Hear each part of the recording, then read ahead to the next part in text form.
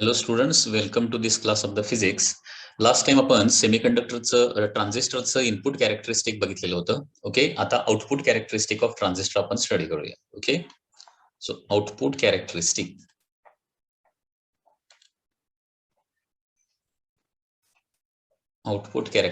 Of transistor. Okay, आता हे output characteristic of transistor म्हणजे काय बघा. तर output characteristic is nothing but the variation of. Okay, definition याची कशी आहे बघा. Output characteristic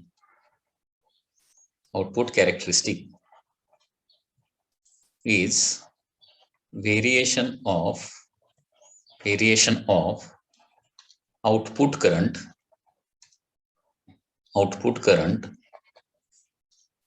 variation of output current. आता आउटपुट करंट म्हणजेच कुठला असणार आहे, that is collector current. Okay, collector करंटलाच काय म्हणणार आपण, आउटपुट करंट असं म्हणणार आहे, which is denoted by IC. Okay, the variation of output current with respect to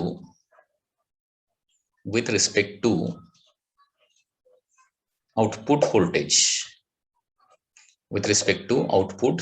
voltage, आणि आउटपुट व्होल्टेज म्हणजे काय, that is voltage between collector and the emitter आणि कलेक्टर मधलं potential difference. Output voltage for constant value of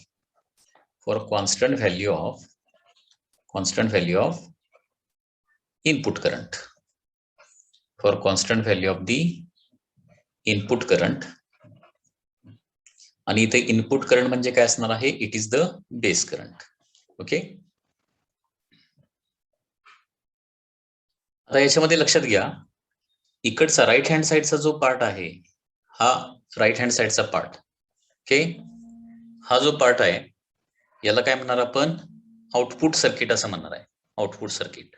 okay, right हँडच्या साइडचा जो part आहे त्याला काय म्हणणार आपण, आउटपुट सर्किट म्हणणार आहे. आणि याच्यामध्ये IC म्हणजे काय असणार आहे, हा आउटपुट करंट असणार आहे. IC म्हणजे काय, आउटपुट करंट. आणि हे VC म्हणजे काय असणार आहे, आउटपुट व्होल्टेज आहे. म्हणजे इथं जो ट्रान्झिस्टर आहे, लक्षात घ्या, ट्रान्झिस्टरला काय करायचं आहे, आउटपुट व्होल्टेज जे आहे ते ग्रॅज्युअली तुम्हाला काय करायचं आहे, इन्क्रीज करायचं आहे. म्हणजे 0, 0.1, 0.2, 0.3 व्होल्ट या पद्धतीनं काय करायचं, हे VCE व्होल्टेज जे आहे ते काय करायचं, हळूहळू वाढवत न्यायचं. आणि त्याच्यानुसार कलेक्टर करंट कसा चेंज होतोय बघायचं. ओके, आणि त्यावेळी इनपुट करंट म्हणजे हा IB काय करायचं, कॉन्स्टंट ठेवायचं. म्हणजे IB एका सर्टन व्हॅल्यूला कॉन्स्टंट ठेवून VCE ग्रॅज्युअली वाढवत नाहीच आणि IC मध्ये कसं चेंज होतोय बघायचं. आणि यालाच काय म्हणायचं, आउटपुट कॅरेक्टरिस्टिक असं म्हणायचं. म्हणून इथं आउटपुट कॅरेक्टरिस्टिकचे पुन्हा एकदा डेफिनेशन बघा.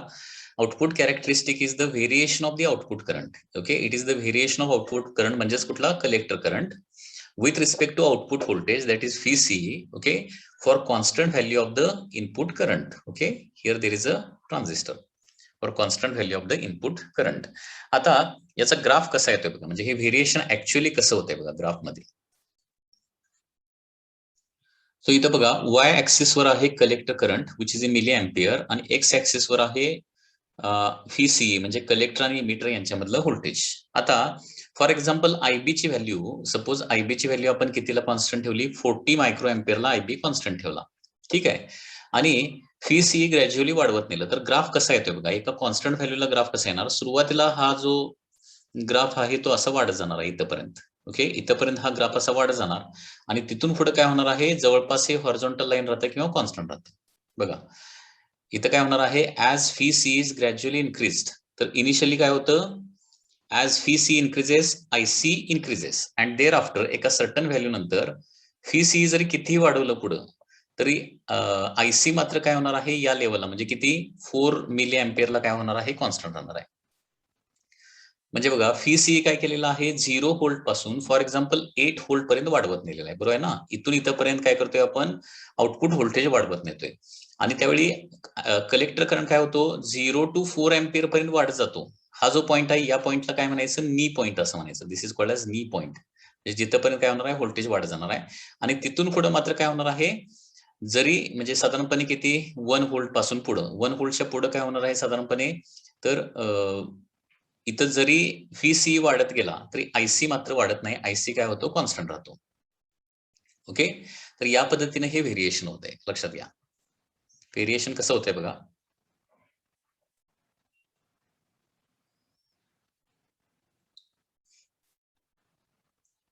for a constant value, okay, of IB. For a constant value of IB, suppose for example किती घेऊया, 40 मायक्रोएम्पियर घेऊया, 40 मायक्रोएम्पियर. ओके, आयबी ची एक सर्टन व्हॅल्यू कॉन्स्टंट ठेवायची, 40 मायक्रोएम्पियर. फी सीई म्हणजे output voltage is gradually increased. Okay, increased. Then काय होणार आहे, आयसी म्हणजे काय होणार आहे, that is collector current. Initially increases. Okay, reaches maximum म्हणजे किती, साधारणपणे 4 milliampere. Okay, and thereafter remains constant.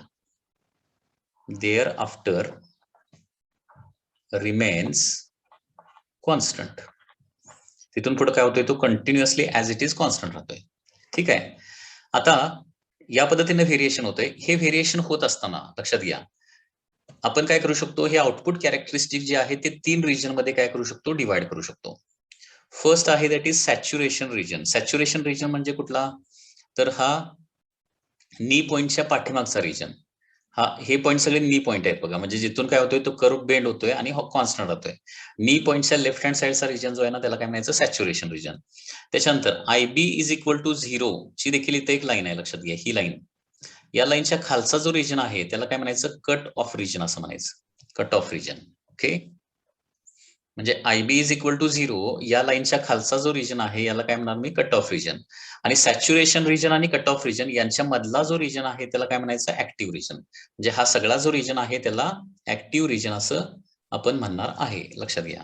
पुन्हा एकदा ही डायग्राम जर बघितली तर या डायग्राम मध्ये okay, IB is equal to 0 ची असे एक लाईन येणार आहे. ओके, त्याच्यानंतर नी पॉइंट पर्यंतचा हा लेफ्ट हँड साइडचा रिजन जो आहे हा एक रिजन येणार आहे. हा तुमचा रिजन म्हणजे कुठला असणार आहे, this is the saturation region. Okay, हा रेड कलरनं दाखवलाय तो सॅच्युरेशन रिजन. त्याच्यानंतर हा जो रिजन आहे तो कुठला असणार आहे, this is the active region. Okay, आणि बाकीचा आता हा राहिलेला रिजन जो आहे त्याला काय म्हणायचं, कट ऑफ रिजन असं म्हणायचं. Okay, so this is cut off region. Okay, this is the active region and this is the saturation region. असे एकूण आउटपुट कॅरेक्टरिस्टिक जे आहे ते 3 रिजन मध्ये आपण डिवाइड करू शकतो. आता प्रत्येकाचे थोडेसे कॅरेक्टरिस्टिक बघूया. फर्स्ट आहे that is saturation region. Okay, saturation region. Saturation region म्हणजे कुठला रिजन, तर it is the region between 0 volt and up to the knee point. 0 volt पासून नी पॉइंट पर्यंतचा जो रिजन आहे त्याला काय म्हणायचं, that is the saturation region. Okay, region between origin म्हणजे 0 म्हणजे या पॉइंट पासून, लक्षात घ्या, ते या पॉइंट पर्यंत, नी पॉइंट म्हणायचं याला, नी पॉइंट. हे हा जो पॉइंट आहे याला knee point, KNEE. Okay, knee point. So region between origin and knee point is called as saturation region. त्याला काय म्हणतो आपण, सॅच्युरेशन रिजन असं म्हणतो. Region between origin and the knee point is called as saturation region. या region मध्ये काय होतंय, इमिटर बेस जंक्शन आणि कलेक्टर बेस जंक्शन दोन्ही फॉरवर्ड बायस्ड असतात. म्हणजे हे सॅच्युरेशन रिजनचे रिलेटेड काही पॉइंट लक्षात ठेवा. In this region both junctions म्हणजे इमिटर बेस आणि collector base, collector emitter CB and EB both are forward biased. Emitter आणि बेसच्या मध्ये असतो एक रिजन. इन दिस रिजन काय होणार आहे, इमिटर अँड बेस यांच्यामधला एक PN जंक्शन आहे, emitter base junction and collector base junction. दोन्ही कसे असतात, बोथ आर फॉरवर्ड बायस्ड. म्हणजे हा MCQ मध्ये विचारलं जातं, लक्षात घ्या. काय, इन सॅच्युरेशन रिजन ओके, त्याच्यामध्ये डिफरंट ऑप्शन असू शकतात. First option emitter base junction, forward bias, collector base junction, reverse bias and so on असे ऑप्शन असले तर त्याच्यातला करेक्ट ऑप्शन कुठला येणार आहे? तर सॅच्युरेशन रिजन मध्ये इमिटर बेस जंक्शन आणि कलेक्टर बेस जंक्शन दोघेही काय असतात? फॉरवर्ड बायस्ड असतात. ओके, त्याचबरोबर सॅच्युरेशन रिजन मध्ये काय होतं? VCE वाढत जाईल तसं काय होणार आहे? IC वाढत जातं. म्हणजे आउटपुट करंट वाढत जाईल तसा आउटपुट व्होल्टेज वाढत जाईल तसा आउटपुट करंट देखील वाढत जातो. Okay, in this region as VCE म्हणजे आउटपुट व्होल्टेज इन्क्रीजेस. ओके, त्यावेळी काय होणार आहे? IC म्हणजे output current, IC also increases. म्हणजे सॅच्युरेशन रिजन मध्ये आउटपुट करंटला कोण कंट्रोल करतं? आउटपुट व्होल्टेज कंट्रोल करतं. ओके, म्हणजे आपण असं लिहू शकतो, याचा दुसरा मिनिंग काय होणार आहे? That is in this region output current is controlled by output voltage. Okay, output करंटला आउटपुट व्होल्टेज काय करतं? कंट्रोल करतं.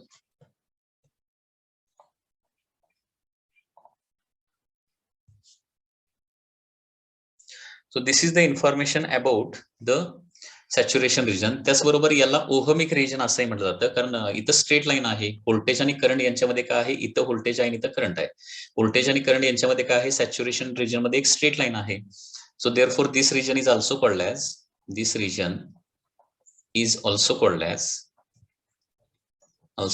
ऍज काय? Ohmic region. या रिजनला ओहमिक रिजन असंही आपण म्हणतो, लक्षात घ्या. ठीक आहे, ओहमिक रिजन. याच्यानंतर नेक्स्ट रिजन कुठला आहे? That is the second region is the active region. Next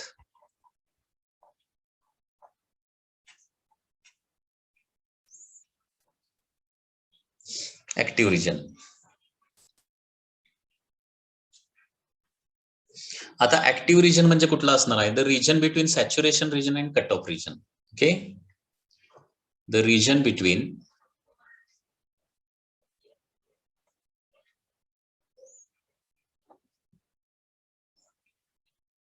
saturation region and cut off region. Okay, cut off region is called as active region. Okay, आता ऍक्टिव्ह रिजन मध्ये काय होतं? Emitter base junction forward bias असतो, तर collector base junction कसा असतो? Reverse bias असतो. बघा next point. So in this region emitter base junction हा कसा असणार आहे? Emitter base junction is forward biased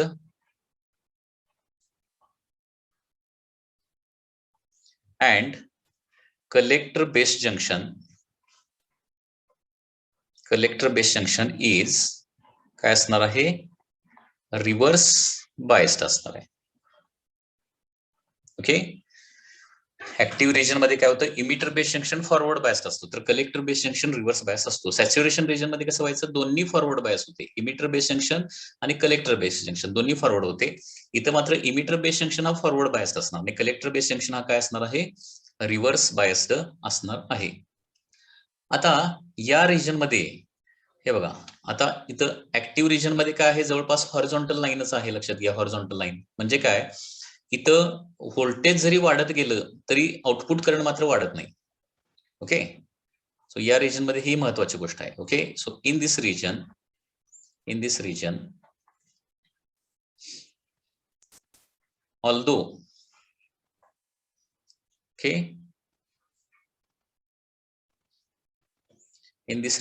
although VCE म्हणजे आउटपुट व्होल्टेज इन्क्रीजेस, VCE जरी इन्क्रीज झालं, okay, although VCE increases, IC remains constant. कारण तिथं हॉरिझॉन्टल लाईन आहे.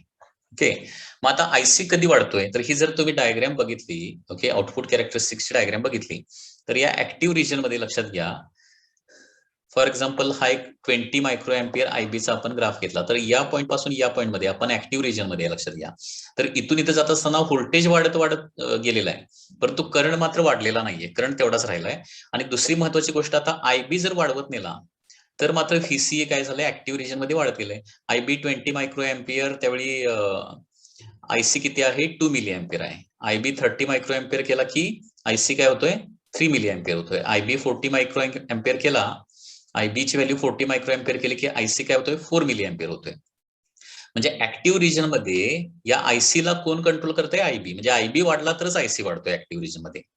म्हणजे फी सी वाढला तर आयसी वाढत नाहीये, लक्षात घ्या. ऍक्टिव्ह रिजन मध्ये फी सी वाढला तर आयसी वाढत नाही, मात्र आयबी वाढला तर मात्र काय होतं, आयसी वाढत जातो. In this region, although phi C increases, IC remains constant. Okay, आणि सगळ्यात महत्वाची गोष्ट काय, in this region,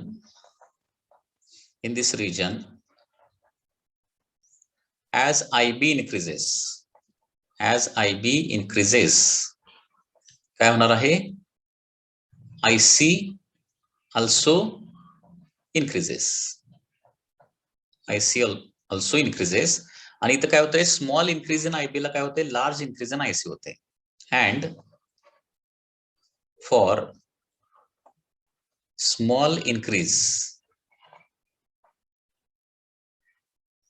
in IB there is large increase in IC. For a small increase in IB there is large increase in IC होत आहे. म्हणजे small increase in IB ला large increase in IC कुठं होतंय, तर तुम्ही बघू शकताय या ग्राफ मध्ये पुन्हा एकदा. ज्यावेळी आपण आयबी ची व्हॅल्यू 20 मायक्रो एम्पियर पासून 30 मायक्रो एम्पियर, म्हणजे मायक्रो मध्ये ज्यावेळी आपण आयबी वाढवतोय त्यावेळी हा मिली मध्ये वाढतोय, लक्षात द्या, आयसीचा करंट. म्हणजे मायक्रो मध्ये वाढवणं म्हणजे व्हेरी स्मॉल इन्क्रीज करणं, आणि मिली मध्ये वाढणं म्हणजे काय होणार आहे, लार्ज इन्क्रीज होणं. म्हणजे small increase in IB, there is a large increase in IC होत आहे. म्हणजे या रिजन मध्ये आउटपुट करंटला कोण कंट्रोल करतोय, इनपुट करंट कंट्रोल करतोय. Okay, so in this region output current म्हणजेच काय, IC is controlled by output current is controlled by input current, that is IB. Okay, so this is the active region. त्याच्यानंतर next region जो आहे that is कुठला, cut off region. म्हणजे जो बॉटमचा region आपण दाखवलेला आहे, कट ऑफ रिजन. ओके, आता हा रिजन म्हणजे कुठला आहे, the region below the line of IB is equal to 0. Okay, बघा, जे इकडे ही डायग्राम जर तुम्ही बघितला तर ही जी लाईन आहे इथं, ही जी लाईन आहे ना, ती कुठली आहे, इनपुट करंट 0 ठेवल्यानंतर आपण फी सी व्होल्टेज म्हणजे आउटपुट व्होल्टेज काय केलं, वाढवत नेला, आणि त्याचा आयसी मध्ये कसं चेंज होतंय बघितलं. तर आयबी 0 ठेवल्यानंतरची जी लाईन आहे त्या लाईनच्या खालचा रिजन म्हणजे काय आहे, कट ऑफ रिजन आहे, लक्षात घ्या. Okay, so it is region below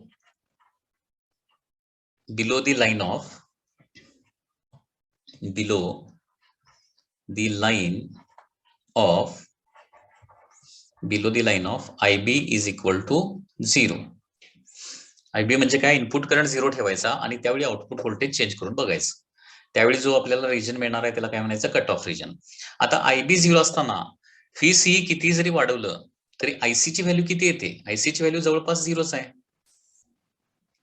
हे बघा, आयबी ची व्हॅल्यू ज्यावेळी 0 आहे, ओके, इथं तुम्ही बघू शकताय या डायग्राम मध्ये, आयबी ची व्हॅल्यू 0 आहे, त्यावेळी आयसी ची व्हॅल्यू किती आहे, पॉइंट मध्ये 0.1 मिली एम्पियर वगैरे. म्हणजे 0.1 मिली एम्पियर म्हणजे निग्लिजिबल आहे किंवा ते आपण 0च आहे असं आपण ऍझ्युम करू शकतोय.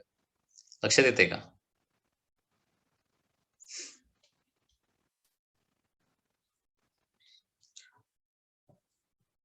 सो इथं काय होणार आहे, for zero input current, for zero input current काय होणार आहे, झिरो इनपुट करंट म्हणजे आयबी इज इक्वल टू झिरोला काय होणार आहे, output current that is output current म्हणजे कुठला, IC is negligible. Okay, negligible. Okay, what ever may be value of the output voltage, म्हणजे आउटपुट व्होल्टेज जरी कितीही ठेवलं तरी आउटपुट करंट मात्र काय होणार आहे, तुमचा आउटपुट करंट जो आहे तो मात्र निग्लिजिबल असणार आहे. Whatever may be value of whatever may be the value of output voltage. Okay, cut off region मध्ये, आणि त्याच्यामुळे आउटपुट करंटच झिरो असल्यामुळे काय होणार आहे, याला ऑफ कंडिशन असं म्हणणार आहे. Okay, so in cut off region transistor is in switched off condition असं आपण म्हणू शकतो. Okay, hence in this region काय होणार आहे, ट्रान्झिस्टर इज सेड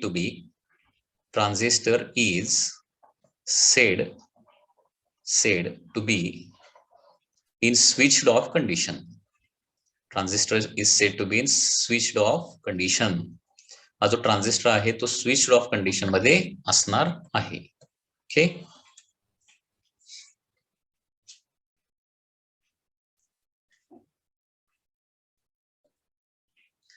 आता जसं इनपुट कॅरेक्टरिस्टिक स्टडी केल्यानंतर आपण इनपुट डायनॅमिक रेझिस्टन्स काढलेला होता, तसं आउटपुट कॅरेक्टरिस्टिक स्टडी केल्यानंतर आपल्याला काय मिळणार आहे, आउटपुट डायनॅमिक रेझिस्टन्स मिळणार आहे.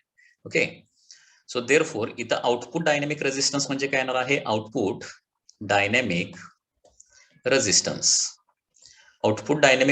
म्हणजे काय येणार आहे, it is the change in output voltage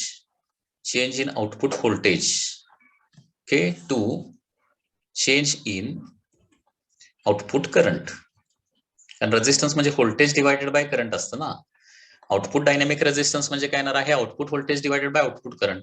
so output dynamic resistance RO is equal to काय येणार आहे, change in output voltage that is delta VC.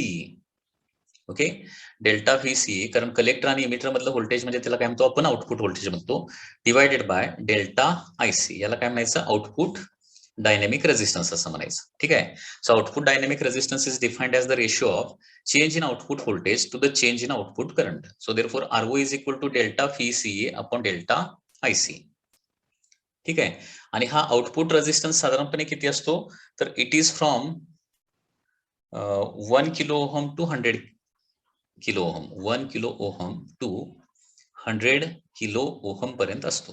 म्हणजे आउटपुट डायनॅमिक रेझिस्टन्स जो आहे किंवा आउटपुट रेझिस्टन्स जो आहे तो काय असतो, व्हेरी हाय असतो. 1 किलो ओहम म्हणजे 1000 ओहम आणि 100 किलो ओहम म्हणजे काय येणार आहे, 1 लाख ओहम जवळपास येणार आहे. ठीक आहे, जे आउटपुट रेझिस्टन्स जो आहे तो काय असतो, व्हेरी हाय असतो. इनपुट रेझिस्टन्स मात्र स्मॉल असतो. ट्रान्झिस्टरचा इनपुट रेझिस्टन्स काय असतो, काही फ्यू हंड्रेड ओहम असतो, लक्षात घ्या. 200, 300, 400, 500 ओहम फक्त एवढाच असतो इनपुट डायनॅमिक रेझिस्टन्स. आणि आउटपुट डायनॅमिक रेझिस्टन्स मात्र 1 किलो ओहम पासून 100 किलो ओहम पर्यंत असतो. ओके, आता आउटपुट कॅरेक्टरिस्टिक नंतर नेक्स्ट आपण बघणार आहे, that is transfer characteristic. Okay, next is the transfer characteristic. म्हणजे सुरुवातीला आपण बघितलं इनपुट कॅरेक्टरिस्टिक, त्याच्यानंतर आउटपुट कॅरेक्टरिस्टिक, आणि आता येणार आहे ट्रान्सफर कॅरेक्टरिस्टिक. आता बघा, इनपुट कॅरेक्टरिस्टिक म्हणजे काय होतं, फक्त इनपुट व्होल्टेज आणि इनपुट करंट मधलं रिलेशन. म्हणजे इनपुट व्होल्टेज वाढवायचं आणि त्याच्यानुसार इनपुट करंट कसा चेंज होतोय बघायचं, त्याला इनपुट कॅरेक्टरिस्टिक म्हणायचं. आउटपुट कॅरेक्टरिस्टिक म्हणजे काय होतं, आउटपुट व्होल्टेज चेंज करायचं आणि आउटपुट करंट कसा चेंज होतोय ते बघायचं, that is called as output characteristic. आता इनपुट मध्ये फक्त इनपुट मधलं रिलेशन आपण बघतोय, आउटपुट मध्ये फक्त आउटपुट मधलं आपण रिलेशन बघतोय. ट्रान्सफर कॅरेक्टरिस्टिक मध्ये काय करतोय आपण, इनपुट आणि आउटपुट मधलं रिलेशन आपण इथं चेक करतोय. ओके, तर ट्रान्सफर कॅरेक्टरिस्टिक म्हणजे काय असणार आहे बघा, it is variation of output voltage,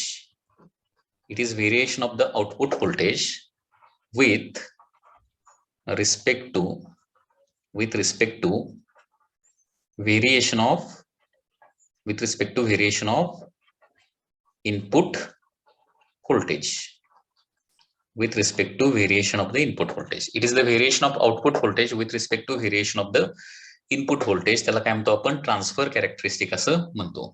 आणि हा ट्रान्सफर कॅरेक्टरिस्टिकचा जो ग्राफ येणार आहे, ट्रान्सफर कॅरेक्टरिस्टिकचा ग्राफ, तर हा ग्राफ कसा आहे बघा. ट्रान्सफर कॅरेक्टरिस्टिक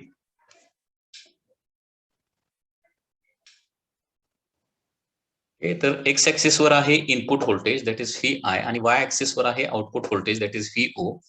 आणि इनपुट व्होल्टेज व्हॅरी केल्यानंतर आउटपुट व्होल्टेज या पद्धतीने चेंज होत आहे, लक्षात घ्या.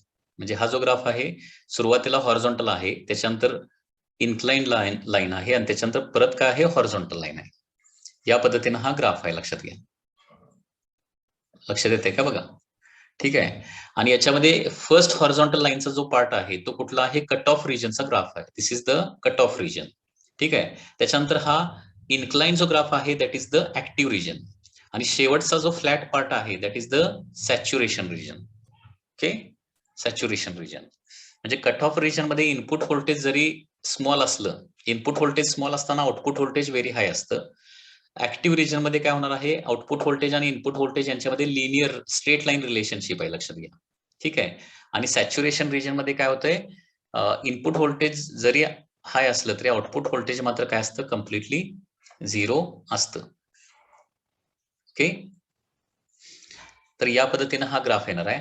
आणि याच्यामध्ये थोडक्यात काय होतं, कट ऑफ रिजन आणि सॅच्युरेशन रिजन मध्ये आउटपुट व्होल्टेज आणि इनपुट व्होल्टेज एकमेकावर डिपेंडंट नसतात. म्हणजे कट ऑफ रिजन मध्ये इनपुट व्होल्टेज वाढवलं तरी आउटपुट व्होल्टेज कॉन्स्टंट राहतंय, किंवा सॅच्युरेशन रिजन मध्ये देखील काय होतं, या रिजन मध्ये इनपुट व्होल्टेज जरी इथून इथपर्यंत वाढवलं तरी आउटपुट व्होल्टेज मात्र एका सर्टन लेवलला कॉन्स्टंट राहतं. आणि ऍक्टिव्ह रिजन मध्ये मात्र काय होतं, इनपुट व्होल्टेज चेंज केल्यानंतर आउटपुट व्होल्टेज लिनियरली चेंज होतंय. Okay.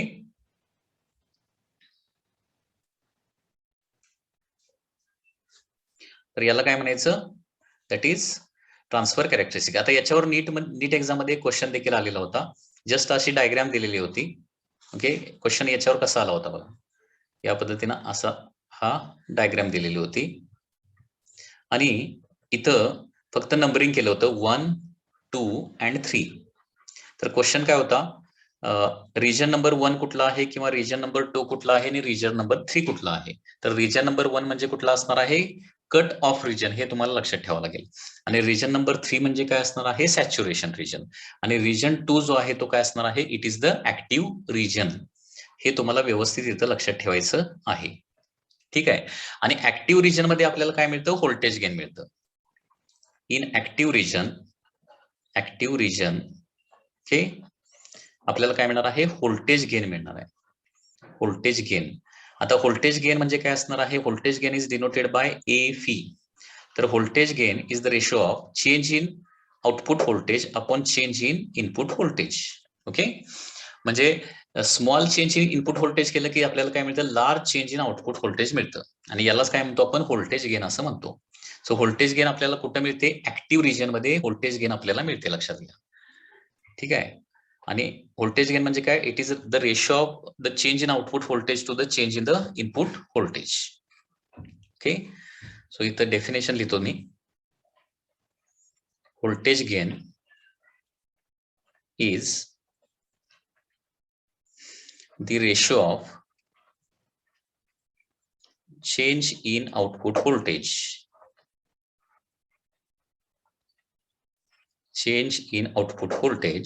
okay, to change in input voltage. आणि हे आउटपुट गेन जे आहे ते काय असणार आहे, व्हेरी हाय असणार. आता याच्यानंतर नेक्स्ट पार्ट जो आपल्याला स्टडी करायचा आहे that is of current gain. Current गेनचा पार्ट, किंवा याला अनेक वेळा करंट एम्प्लिफिकेशन फॅक्टर असं म्हटलं जातं. करंट एम्प्लिफिकेशन फॅक्टर असंही म्हटलं जातं. ओके. किंवा अनेक वेळा बोर्ड एक्झाम मध्ये डिफाईन करंट गेन्स असा क्वेश्चन असतो. आता इथे 2 करंट गेन आहेत बेसिकली जे आपल्याला स्टडी करायचे आहेत. फर्स्ट आहे that is alpha current gain first is the alpha current gain. Okay, तर हे अल्फा करंट गेन म्हणजे काय असतं बघा, the ratio of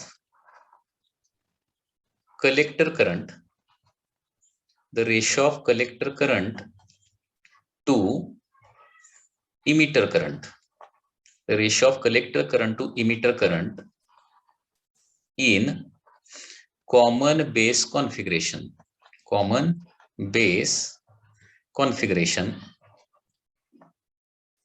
common base configuration is called as alpha current gain. Okay, बघा, the ratio of collector current to the emitter current, the ratio of collector current to emitter current in common base configuration, म्हणजे alpha current gain कुठल्या configuration मध्ये असते असा पण प्रश्न विचारला जाऊ शकतो. अल्फा करंट गेन जे आहे ती कॉमन बेस कॉन्फिगरेशन मध्ये असते आणि alpha current gain that is alpha is equal to काय असणार आहे, it is the ratio of collector current that is IC to the emitter current that is IE. Okay, so अल्फाचा formula आहे IC divided by IE किंवा अनेक वेळा delta IC divided by delta IE असं पण लिहिलं जातं. So change in collector current to the change in the emitter current असं देखील काही वेळेला अल्फा म्हणजे लिहिलं जातं. आता लक्षात घ्या, नेहमी इमिटर करंट हा जास्त असतो आणि कलेक्टर करंट हा नेहमी कमी असतो आणि त्याच्यामुळे अल्फाची व्हॅल्यू काय असणार आहे, ऑलवेज लेस दॅन 1 असणार आहे. ओके, as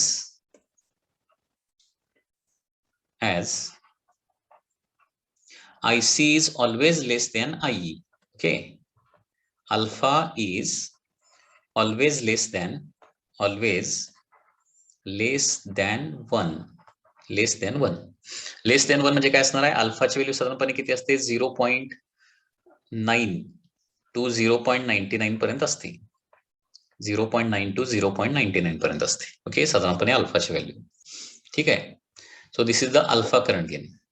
म्हणजे बेसिकली ट्रान्झिस्टर मध्ये दोन करंट गेन आपण स्टडी करतोय, अल्फा करंट गेन आणि beta current gain. Alpha current gain म्हणजे काय असणार आहे, ratio of the collector current to the emitter current in common base configuration. Okay, त्याला काय म्हणायचं, अल्फा करंट गेन असं म्हणायचं. आणि दुसरं जे आहे that is second one is the beta current gain, beta current gain. Okay, आता बीटा करंट गेन म्हणजे काय असणार आहे, it is the ratio of collector current to the base current. Okay,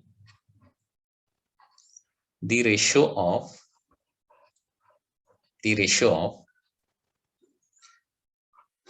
collector current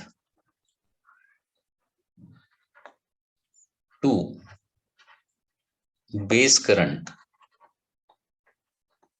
in common emitter configuration, common emitter configuration is called as beta current gain, is called as beta current gain. ठीक आहे, म्हणजे beta is equal to काय येणार बघा, IC divided bye IB येणार आहे. म्हणजे दोन्ही केसेस मध्ये लक्षात घ्या, अल्फा असू दे नाहीतर बीटा असू दे, न्यूमरेटरला कोण असणार आहे, आयसीच असणार आहे आणि डिनॉमिनेटरला फक्त एकदा आयबी किंवा आयई तुम्हाला घ्यावा लागणार आहे. ओके, किंवा बीटाला असं पण लिहू शकतो आपण, change in the collector current to the change in the base current. Okay, याला आपण बीटा करंट गेन असं म्हणतो. ओके, आता नेहमी लक्षात घ्या, आयबी हा व्हेरी स्मॉल असतो, म्हणजे IC is larger than IB असणार आहे. आता आयसी जास्त आणि आयबी कमी, म्हणजे न्यूमरेटर जास्त आणि बेस कमी असणार आहे. देअरफॉर काय असणार आहे, beta is always greater than 1 असणार आहे. Beta is always greater than 1. बीटाची व्हॅल्यू ही नेहमी काय असणार आहे, ग्रेटर दॅन 1 असणार आहे. ओके, तर नॉर्मली बीटाची व्हॅल्यू किती असते, ग्रेटर दॅन 1 म्हणजे बीटा इज नॉर्मली 50 टू 900 च्या मध्ये असतो. 50 टू 900 पर्यंत बीटाची व्हॅल्यू असू शकते. Okay, beta is from 50 to 900. Okay, तर अशा प्रकारे दोन करंट गेन आहेत, अल्फा करंट गेन आणि बीटा करंट गेन. आता ही अल्फा करंट गेन आणि बीटा करंट गेन या दोघांच्या मध्ये काहीतरी रिलेशन असणार आहे, म्हणजे अल्फा दिला तर बीटा काढता आला पाहिजे, बीटा दिला तर अल्फा असला पाहिजे. तर हे अनेक वेळा बोर्ड एक्झामला हे रिलेशन विचारलेलं आहे. Okay, relation between alpha and beta, हे रिलेशन आपण जरा थोडंसं प्रूव्ह करूया. हे रिलेशन काय येत आहे बघा. लेट IE म्हणजे काय, इमिटर करंट. IE म्हणजे काय असणार आहे तुमचा, इमिटर करंट असणार आहे. IE is the emitter current. त्याच्यानंतर IB म्हणजे काय असणार आहे, दॅट इज बेस करंट. आणि IC म्हणजे काय असेल, सपोज कलेक्टर करंट असणार आहे. IC is the collector current. आता या तिघांच्या मधलं ऑलरेडी आपण एक रिलेशन म्हणजे वर्किंग ऑफ ट्रान्झिस्टर मध्ये आपण या तिघांच्या मधलं रिलेशन आपण बघितलेलं आहे. ते रिलेशन काय बघा, we know that emitter current is equal to काय असतं, base current plus collector current असतं. Emitter current is equal to base current plus collector current. आता कंप्लीट इक्वेशनला काय करायचं, IC ने डिवाइड करूया. Dividing both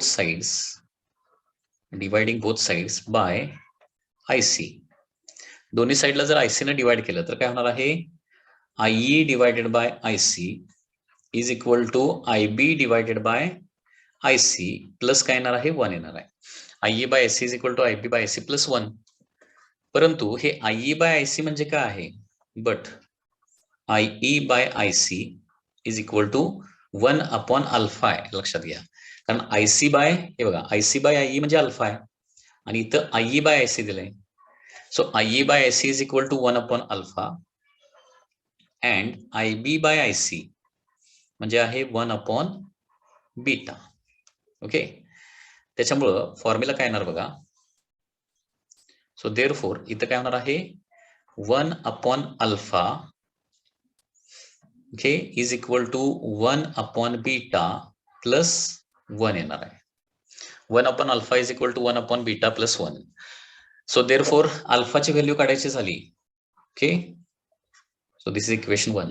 so therefore 1 upon alpha is equal to काय येणार आहे, 1 प्लस बीटा अपॉन बीटा येणार आहे. जे 1 अपॉन बीटा प्लस 1 चं ऍडिशन केल्यावर काय येणार आहे, 1 प्लस बीटा अपॉन बीटा येणार आहे. And therefore alpha is equal to काय येणार आहे, बीटा अपॉन 1 प्लस बीटा येणार आहे. अल्फाचा फॉर्म्युला काय येतो, बीटा अपॉन 1 प्लस बीटा येतो. हा फॉर्म्युला तुम्हाला पाठ करावा लागणार आहे. ओके, त्याचबरोबर also from इक्वेशन 1 वरून 1 upon beta is equal to काय येणार बघा, 1 अपॉन बीटा हे 1 जे आहे ते LHS ला न्यावं लागेल. 1 अपॉन अल्फा मायनस 1 होणार, 1 अपॉन अल्फा मायनस 1 होणार आहे. ठीक आहे, सो देअरफॉर काय होणार आहे, 1 upon beta is equal to 1 minus alpha upon काय होणार आहे, अल्फा होणार आहे.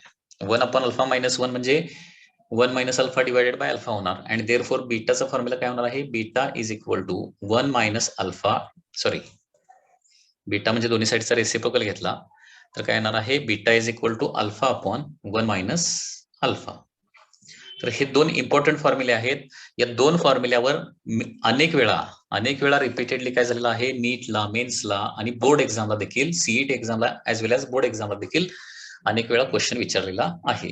त्याच्यामुळे हे दोन फॉर्म्युले जे आहेत ते खूप इम्पॉर्टंट आहेत. हे तुम्हाला पाठच करून ठेवावे लागतील.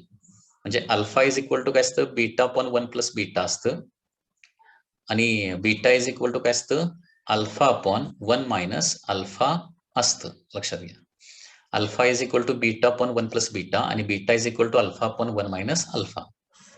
असे दोन फॉर्म्युले इथं येणार आहेत.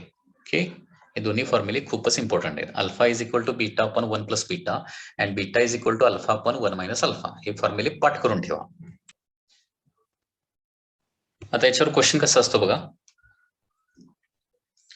The current gain for a common base amplifier is 0.98. म्हणजे क्वेश्चन मध्ये काय दिलंय, current gain in common base configuration. Current gain in common base configuration म्हणजे अल्फाची व्हॅल्यू दिली. नेहमी लक्षात ठेवा, जी व्हॅल्यू लेस दॅन 1 असते ती अल्फा असते. व्हॅल्यू बघून देखील अल्फा आहे का बीटा आहे ते तुम्ही काढू शकताय. अल्फाची व्हॅल्यू पॉईंट मध्ये असते, लेस दॅन 1 असते आणि बीटाची व्हॅल्यू मात्र मोर दॅन 1 असते. 0.98 म्हणजे हे अल्फाच असलं पाहिजे. Find current amplification factor if the transistor in common emitter configuration. म्हणजे बीटा फाइंड आउट करायचा आहे. आता बीटाचा फॉर्म्युला काय बघा, beta is equal to alpha upon 1 minus alpha. हे पाठच करायचं आहे formula. So alpha is 0.98 divided by 1 minus 0.98. So therefore beta is equal to 0.98 divided by 0.02.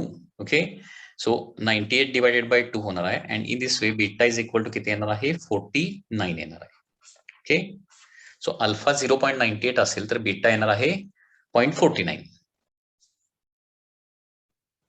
Next question. The current gain for a transistor working as a common base amplifier is 0.96. आता 0.96 दिलाय म्हणजे काय दिलाय, alpha दिलाय 0.96. Okay, if the emitter current is 7.2 milli ampere, म्हणजे IE दिलेला आहे. Emitter current is किती दिलेला आहे, 7.2 milli ampere. Then base current काढायचा आहे, म्हणजे आयबी काढायचा आहे, आयबी. ओके, आता अल्फा म्हणजे काय असतं, आयसी डिवायडेड बाय आयई असतं. ओके, अल्फाची व्हॅल्यू दिली आणि आयबी विचारलेला आहे. Okay, so alpha is equal to असतं आयसी डिवायडेड बाय आयई. म्हणजे हे कसं काढू शकतो बघा बेस करंट. आता अल्फा माहित आहे आणि आयई माहित आहे, याच्यावरून अगोदर आयसी काढूया. So therefore IC is equal to काय येणार आहे, अल्फा इंटू आयई येणार आहे. So therefore IC is equal to, अल्फाची व्हॅल्यू किती आहे 0.96 आणि आयई किती आहे 7.2 milli ampere. Okay, 7.2 milli ampere. हे कॅल्क्युलेशन करूया.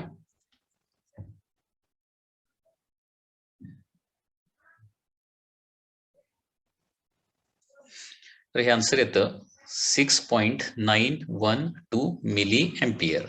तर ही आपली आयसीची व्हॅल्यू मिळाली. आता आयई माहिती असेल, आयसी माहिती असेल, तर आयबी कसं काढायचं, तर आपल्याला ह्या तीन करंट मधलं रिलेशन माहिती आहे. आयई इज इक्वल टू काय असतं, आयबी प्लस आयसी असतं, and therefore base current IB म्हणजे काय येणार आहे, आयई मायनस आय असणार आहे. आयईची व्हॅल्यू किती आहे 7.2 मायनस 6.912.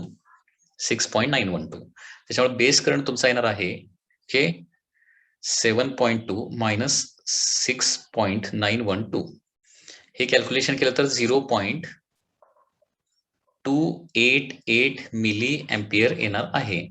आता 0.288 म्हणजे काय येणार आहे, लास्टचं 8 काढून टाकला तर 0.29 मिली एम्पियर लिहावं लागणार आहे.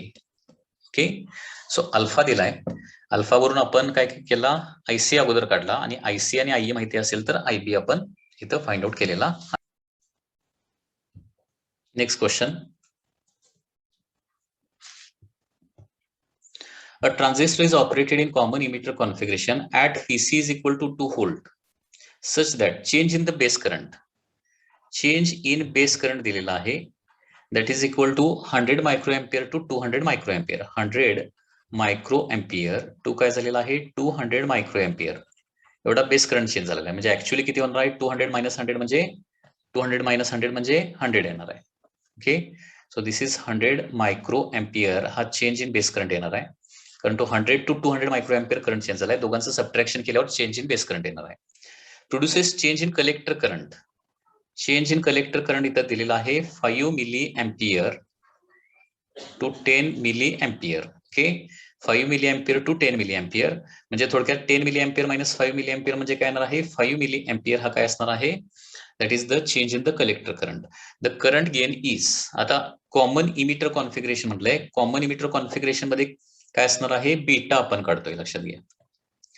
कॉमन इमिटर कॉन्फिगरेशन मधली करंट गेन कुठली असते, तर बीटा असते. आणि बीटा म्हणजे काय असणार आहे, change in collector current to the change in the base current. ठीक आहे, आता यू इंटू 10⁻⁻3 कारण मिली म्हणजे 10⁻⁻3 आणि चेंज इन बेस करंट म्हणजे काय येणार आहे 100 मायक्रो एम्पियर दिलाय, 100 इंटू 10⁻⁻6. ओके, सो बीटा किती येणार आहे बघा, दॅट इज 5 इंटू 10⁻³ होणार ना, म्हणजे 5000 होणार न्यूमरेटरला. कारण 10⁻⁻6 वर गेलं तर 10⁻+6 होणार. 10⁻+6 आणि 10⁻³ म्हणजे किती होणार 10⁻3. सो 5 इंटू 10⁻³ म्हणजे 5000 डिवायडेड बाय काय होणार आहे 100 होणार. हे 2 0 कॅन्सल होतील आणि बीटाची व्हॅल्यू किती येणार आहे 50 येणार आहे.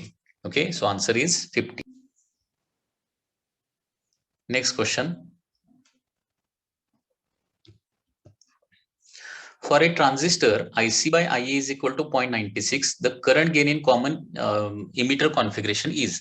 आता 0.96 किंवा IC by IE म्हणजे काय दिले तुम्हाला अल्फाची व्हॅल्यू दिली आहे. अल्फाची व्हॅल्यू 0.96 दिली आहे.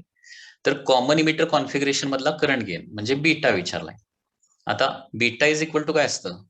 Beta is equal to alpha upon 1 minus alpha असतं. ओके, सो अल्फाची व्हॅल्यू आहे 0.96 divided by 1 minus 0.96. Okay, so beta is equal to येणार आहे 0.96 अपॉन 1 मायनस 0.96 म्हणजे 0.96 डिवायडेड बाय 0.04 येणार आहे म्हणजे 96 डिवायडेड बाय 4. सो बीटाची व्हॅल्यू येणार आहे 24. ओके, सो करेक्ट आन्सर काय येणार आहे याचं? सी हे आन्सर येणार आहे. ओके.